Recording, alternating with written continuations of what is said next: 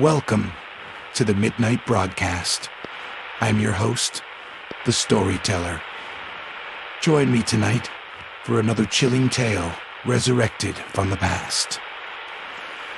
Tonight's terrifying tale: murder is my business. So turn off all the lights, light some candles, and be prepared to be scared.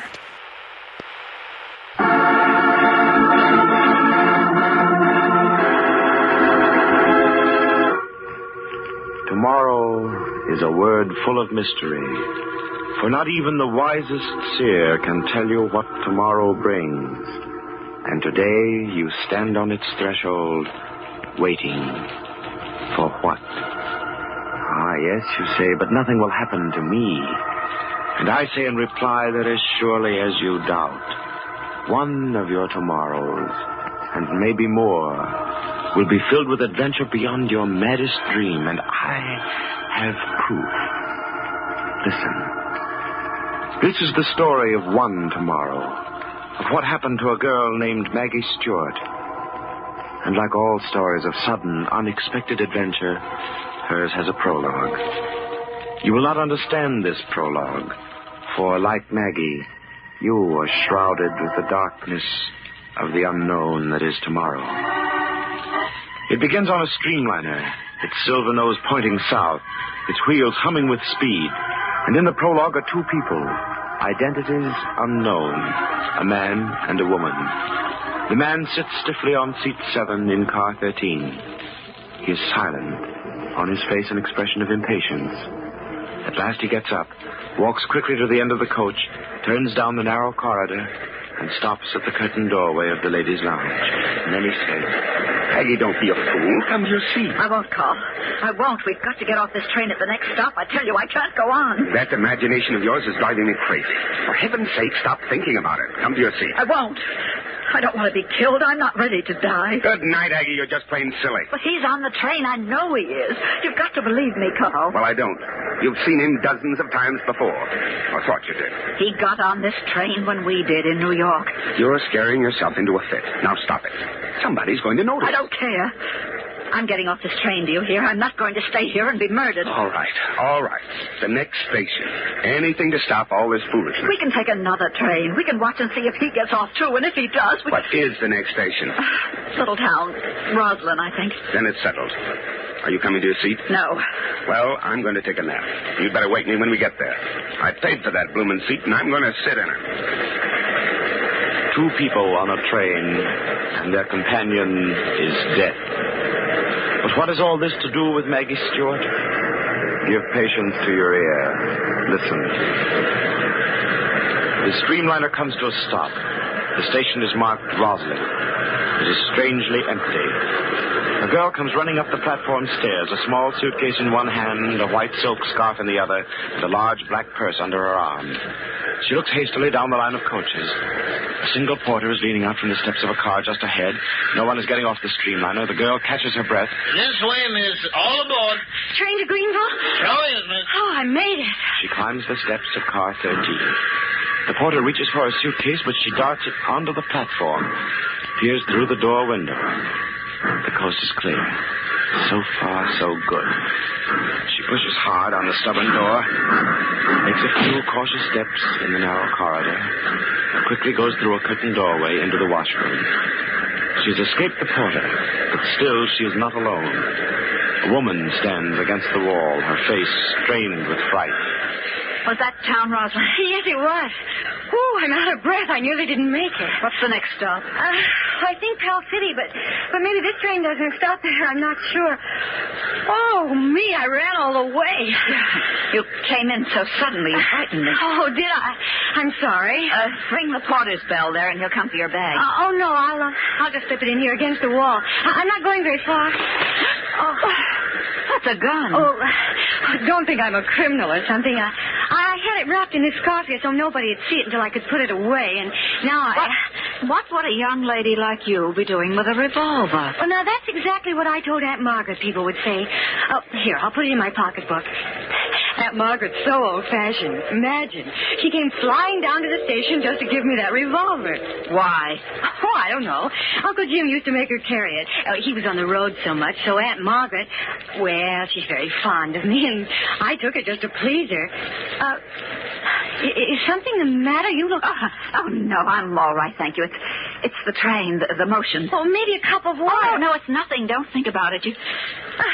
You said you weren't going far. How far? Just 4 hours from here. To spend a whole week on a farm a few miles outside of Greenville. A girlfriend of mine has it. Oh, vacation? Mm-hmm. Oh, it's all so unexpected. That's why I nearly missed the train. Maybe... Why don't you sit down here? Maybe you'll feel better sitting down. Oh, I'm quite all right now. I'd rather stand. Oh. Well, I work in the Roslyn Library. I didn't start there till last March, so I'm not really entitled to a vacation this year. But with the holidays coming like they do, Mrs. Hart said I might have the time off. Is a vacation for you, too? You might call it that. Guess you're used to riding trains. Oh, has the conductor been by to take the tickets? I don't know. I can't really remember. Oh, I really am in a fix. At the last minute, I couldn't get a reservation. Only a ticket for the coach train tonight. You mean you don't have a seat? Wait, listen. What is it? Well, there's a man on this train that I've been avoiding. Would you look out in the corridor for me? I think I heard him. Just see if there's a man out there. All right. Is he somebody you know? Not a soul there. Well, to tell you the truth, he frightens me a little. But it's nothing. So you don't have a reservation? No. Do you think they'll put me off? Oh, Aunt Margaret said they were sure to, but I do have a ticket. I don't know. I hear they're very strict. Well, I thought because I'm not going very far that I could just stay in here. Well, there's no need for you to do that. Take my seat for a little while. Oh, no, I couldn't do that. Oh, I insist. I'd be happy for you to have it. In a way, you'd be doing me a favor, and I really can't sit there, the motion of the car. I'd be much better off in here lying down. Oh, but I don't think it's right for me to deprive you. you. You're not depriving me. And this trip means more to you anyway. I would hate to be kicked off. Then you run along. Number 7 on the right. There's a middle-aged man on the opposite seat. He's probably sound asleep snoring. Well, you're sure now that I'm not... Well, I suppose I could wait till we're nearly to Greenville and then give the conductor my ticket and explain Of course. And then if it puts you off, it'll be all right. You'll be where you're going. You run along now. Well, I will then. Thank you so much. Oh, I suppose my suitcase will be all right here. I'll watch it for you. Oh, here, don't forget your purse. And Aunt Margaret's ominous revolver. Thank you so much. Goodbye for now. I'll see you later on. And I do hope you're better. Number 7? That's right. Well, the man is asleep.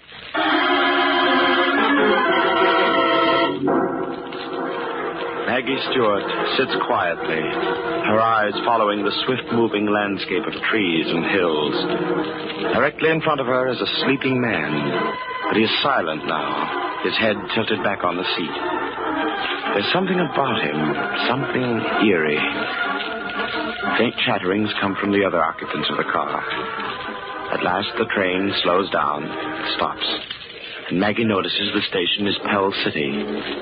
Still, the man opposite her does not move. The train starts again. The cars groan and jerk. And then, like a picture in slow motion, the man slides from the seat into a limp mass of death at her feet. He's dead! Fran, what's happened? He's dead! Somebody help me, please! Oh, Lord. Somebody! Why, look, the seat's covered with blood. Don't touch it. What's the matter here? Now, don't crowd the aisle. Some of you get back to your seat. I thought he was sleeping. He was dead all the time. Yeah, now, don't get hysterical, young lady. Everybody be quiet. Quiet, please. Now, maybe I can find out what this is all about. No use looking for his pulse, conductor. Man's stone dead. Oh, please help me out of here. You step up for the seat. Stand back, please. Let the young lady out. You're right. He is dead. Shot.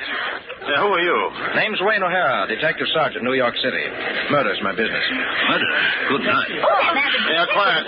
Let's have quiet here, please. Well, this is a case for the police. Young lady, do you know anything about this? Oh, no, sir. I thought he was asleep.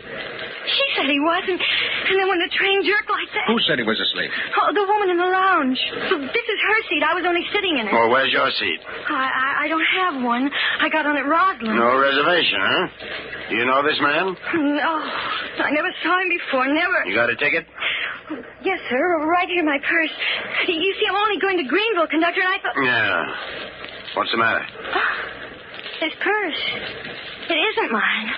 It belongs to that woman in the lounge. I must have picked it up by mistake. Mighty funny. Oh, she's there in the lounge. She wasn't feeling well. My suitcase is there, too. Well, we'll soon find out. Detective... Sergeant O'Hara. You take charge.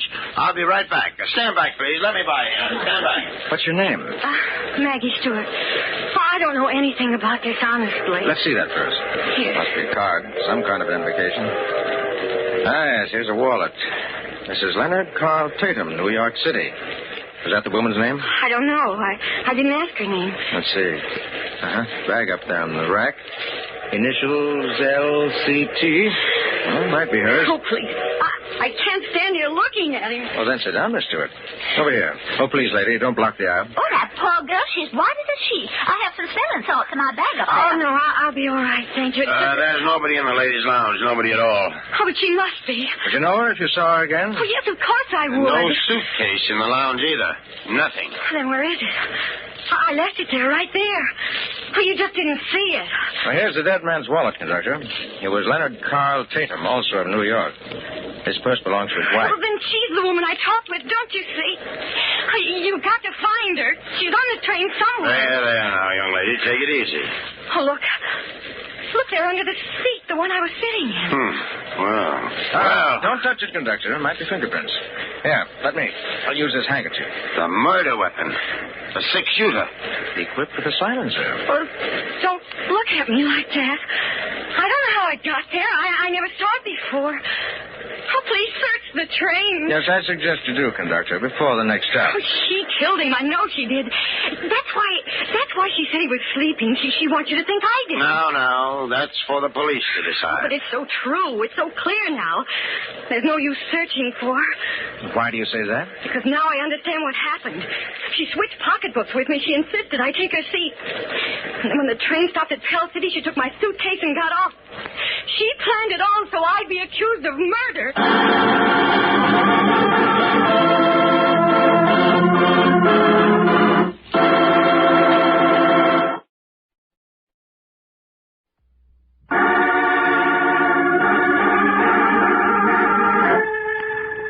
When Maggie Stewart, off on a vacation, boarded the streamliner without a reservation, she started on an amazing adventure of murder. In the ladies' lounge, Maggie met an older woman who offered her reservation. And sitting there, Maggie was horrified when the man on the seat opposite, whom she had brought asleep, fell in a heap on the floor, dead. When the conductor arrived, and with him a man who identified himself as Sergeant Wayne O'Hara of the New York Police, Maggie discovered she was carrying the pocketbook belonging to the woman, a Mrs. Tatum, who had disappeared from the lounge, taking Maggie's suitcase with her. Then she realized it was planned. Planned so that she, Maggie Stewart, would be accused of murder. It is a few minutes later, when the conductor, Sergeant O'Hara, and Maggie had gone the length of the train in search of the mysterious Mrs. Tatum, wife of the dead man. Well, that does it. If she's not here in the club car, she's certainly not on this train. I knew it was no use, conductor. I tell you, she got off at Pell City. I know she did. I think Miss Stewart's right, conductor. Well, then I have to turn everything over to the police in Greenville as soon as we get there. 45 minutes from now. And they'll arrest me.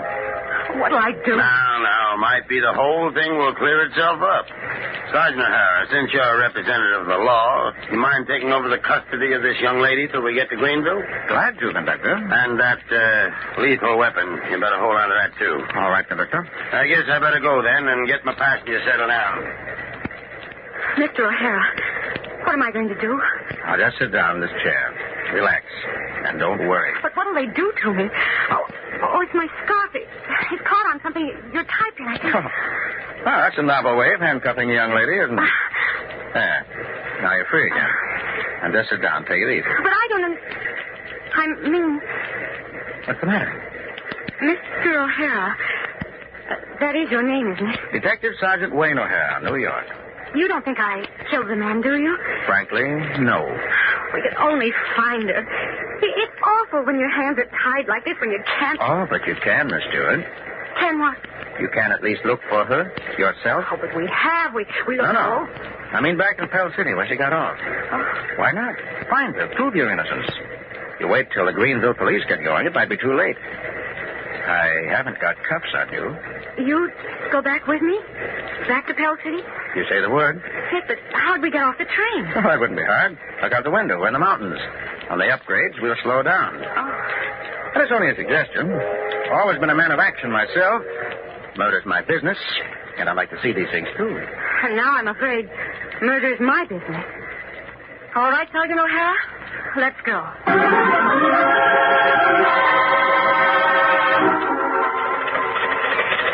Hey, you two all right back there? If them tools getting you away. No, it's all right. We're very thankful for this lift. How long will it take to Pell City? Oh, now, about a half hour, I reckon. I just you two relax. Enjoy the scenery. Mighty pretty country around hereabouts. Funny old codger, isn't he? Sergeant O'Hara, do you really think we're doing the right thing? How can we ever find her? How many hotels are there in Pell City? I don't know. Must be a dozen, maybe 20. Why? Well, she's in one of them. Bound to be. Woman who just killed a man. She's nervous. What she wants to do is go somewhere and be alone. Think. Pull herself together. Well, maybe that's so, but who will you ask for? She's certainly not going to be registered as Mrs. Tatum. No, you're quite right. But it's really very simple. Simple? What do you mean? She walked off with your pocketbook, didn't she? Well, we'll ask for Maggie Stewart.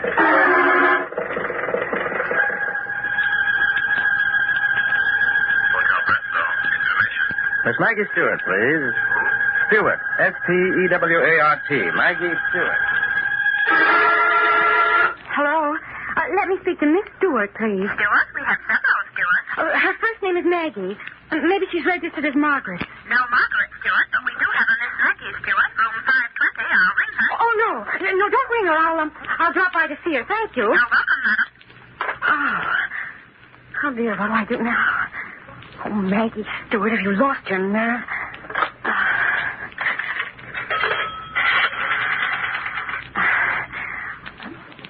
Operator, give me the police, quick. Hello. This is Mrs. Leonard Carl Tatum speaking.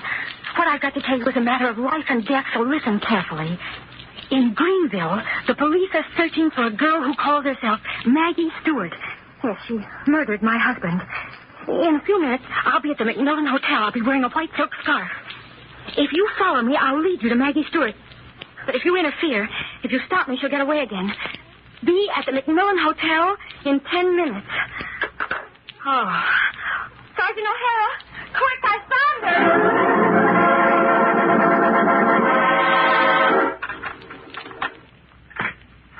After all, mister, I'm just a bellboy around here. I ain't supposed to let anybody in these rooms. Sergeant O'Hara, look. My suitcase on the bed. And it is the woman from the train. Yes, but where is she?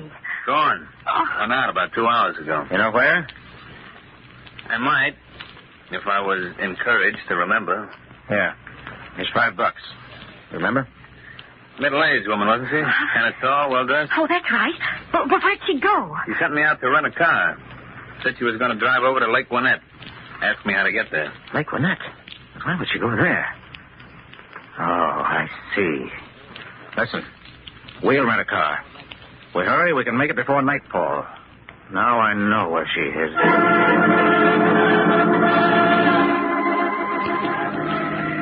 But I don't understand, Sergeant O'Hara. Please tell me what this is all about. Only a matter of deduction, Miss Stewart. I happen to know this lake. There's only one house on it.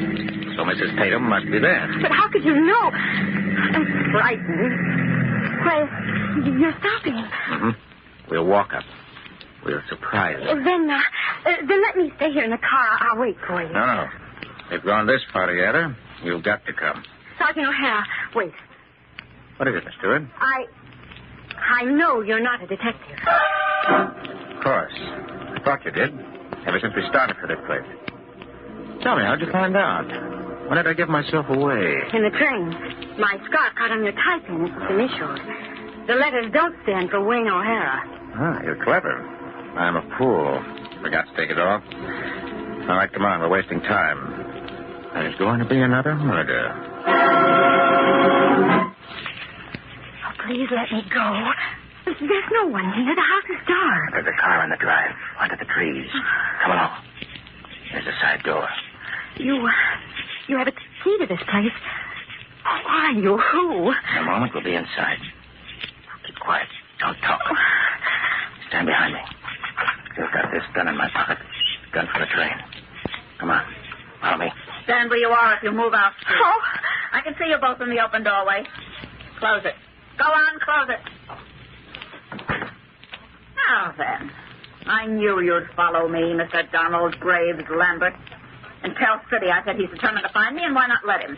What better place to have this whole thing over with than at his own country house? You do know all about me, don't you, Mrs. Tatum? This is your house? Didn't you suspect that, Miss Stewart? Why'd you bring that girl? You're a coward.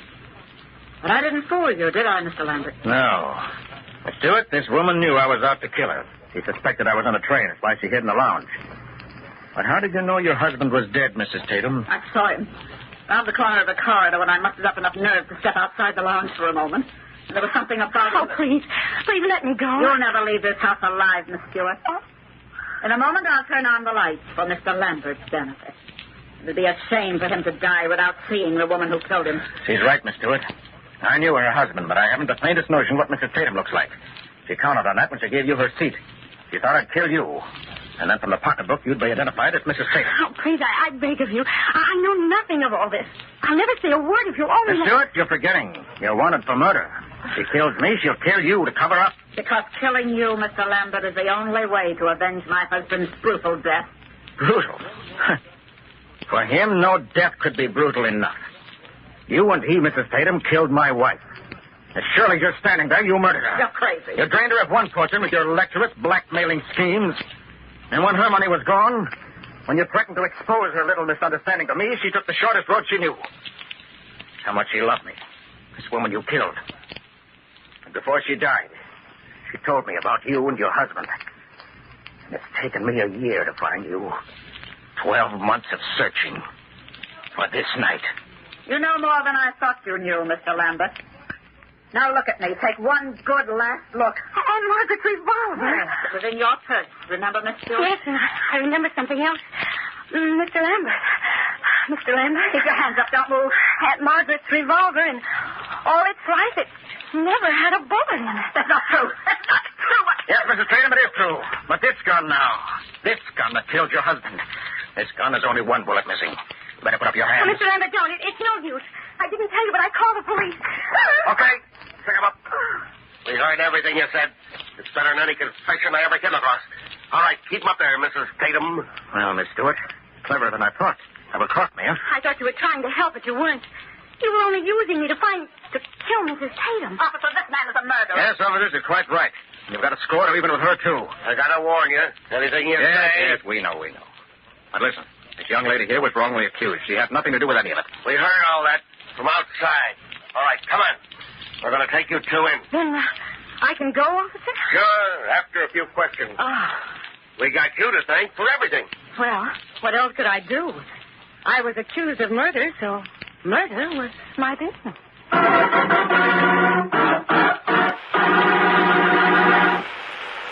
I hope you've enjoyed tonight's tale. Tune in again next week for another chilling classic tale on the Midnight Broadcast. Good night, sleep tight, and don't let the bed bugs eat you alive. Underneath the moonlit sky, where shadows dance and demons lie, the clock strikes 12, the hour is near. A tale of terror we bring right here. Nightmares arise as the radio crackles into the abyss, where darkness battles with each chilling tale, a shiver in your spine. Welcome to the Midnight Broadcast. It's time. Echoes of the past, whispers in the wind, In every tale, a mystery to transcend. Ghosts and ghouls that come alive as the midnight hour they strike.